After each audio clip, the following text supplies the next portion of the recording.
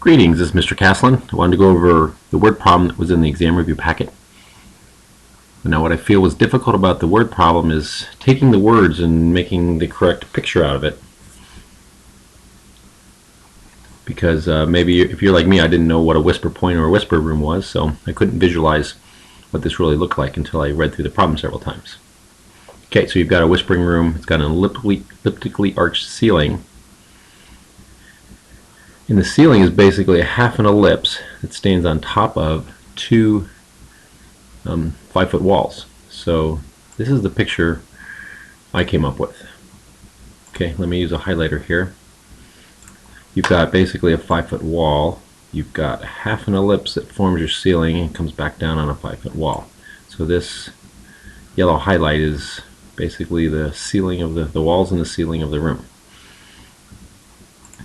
Okay, so what we're going to do is we're going to say that think of this as we're going to draw in an x-axis and a y-axis. Okay, so what you have to do is think about the center of this ellipse, and we're going to say that the center of the ellipse is at 0, 5. Okay, so it's 5 foot. And then half the ellipse is this minor axis. If you go from the center to the vertex here, that's 20 feet along the minor axis. Now this picture is not to scale. Obviously 20 feet is longer than 5 feet, but that happens a lot in mathematical pictures. You have to go with the markings and not necessarily the scale of the picture. Okay, so here is our equation of an ellipse. We're trying to, first for this problem, to figure out the height. What we're trying to do is figure out what is the height of the ceiling right here at this focus point, and actually the height over here is going to be the symmetrical, so it's going to be the same height. So our strategy here is to fill in our equation, get the equation of this ellipse. Okay, then figure out what the x value is for the focus point, plug that in, and solve for y. Okay, so we have an equation of the ellipse. What we need to know is, for the equation of the ellipse, we need to know what A is, we need to know what B is, we need to know what C is. Okay, now remember, B is going to be the distance along the minor axis from the center to the vertex.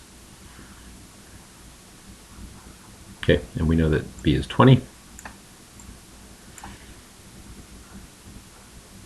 Okay, now it tells us that the distance between the focus points is 30 feet, which means the distance from the center to the focus point on this ellipse is 15 feet.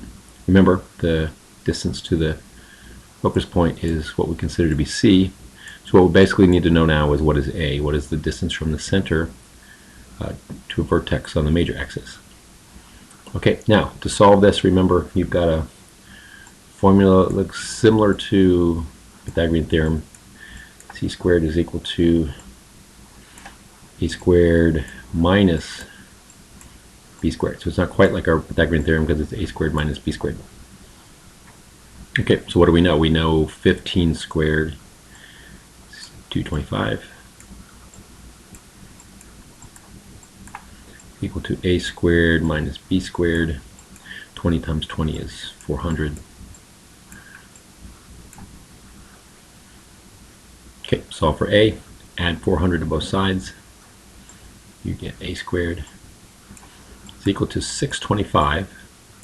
625 is a perfect square. If you take the square root of 625, you get A is equal to 25. 25 what? What's the units we're dealing with in this problem?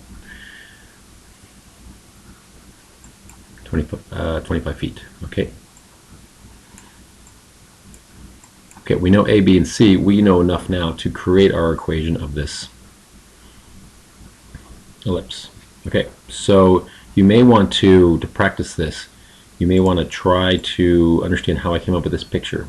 Take the words and try to sketch a picture out of what we created here. I do think by far the difficulty with this problem was creating this picture from the words. Okay, so we've got our equation of the ellipse.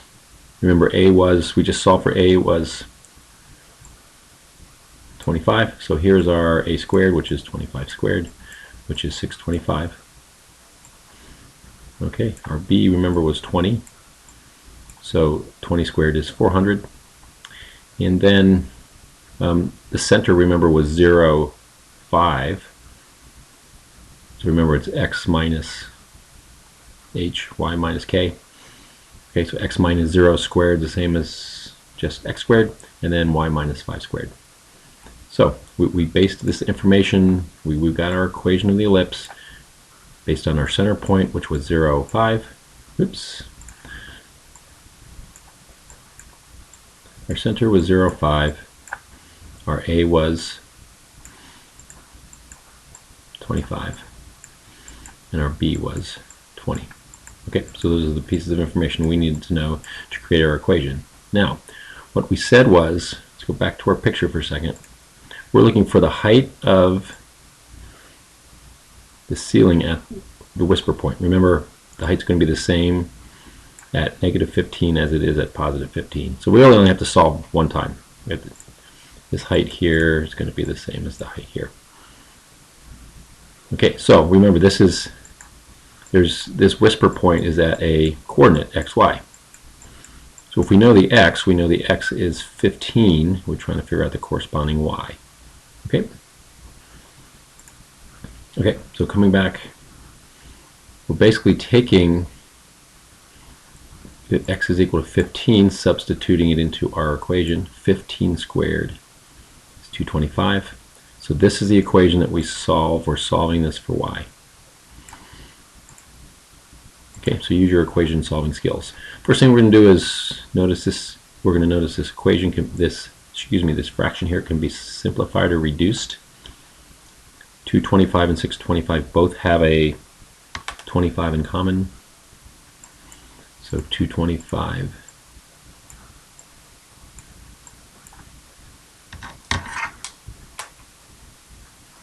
divided by 25 turns out to be 9. And 625 divided by 25 happens to be 25. Okay, so 225 divided by 625 reduces to 9 over 25. That'll just make the math a little easier for us. Okay. There's nothing we can reduce on the second fraction. Okay, if you're like most students and don't like to work with fractions, let's get rid of the fractions all in one step. Remember, if you have an equation, you can multiply by the common denominator. You can get rid of all your fractions. Okay, so let's multiply by 400. Okay, now think of it as 400 over 1. You can cross cancel here. 400 divided by 25. Okay, so that's 16, and then 16 times 9, you're going to get 144. Okay, so we can think of this as 16 times 9. Okay, next up, this is the easy one, 400 in the numerator, 400 denominator. Those are just going to cancel. And you're going to get y minus 5 squared is equal to, don't forget to multiply 400 by this term sitting out here on the right side. Don't forget to multiply by 1 by 400. Okay, now you're just solving by square roots. 400 minus 144, I believe, is what, 256. Okay, so you basically have y minus 5 squared is equal to 256. Take the square root of 256, add 5. Okay, so what you're going to get, you can take the square root of both sides. You're going to get a plus and minus, but in this situation we're dealing with height, so you only want the positive version. So again, square root of 256, 16. Okay, then you're going to have y minus 5 is equal to 16, add 5 to both sides. The height of this ceiling at the whisper point is 21 feet. Okay, a lot of work. So this was a difficult problem. First of all, you had to interpret the words into the picture. You had to know you're dealing with the equation of an ellipse. You have to solve for the length of the major axis, and then remember A is half of that length. All right, you had to set up your equation. You had to then plug in X, solve for Y. Okay, remember there was another whisper point at negative 15, 0. So if we would have plugged in negative 15 into X, but guess what? Negative 15 squared, think of that as parentheses, negative 15 squared is also 225. That's why you end up with the same answer, 21 feet. You'd have that same height at the other whisper point, 21 feet. Okay, hope this helps. If you didn't catch it the first time, it's a video, so hey, watch it as many times as you like. Talk to you later.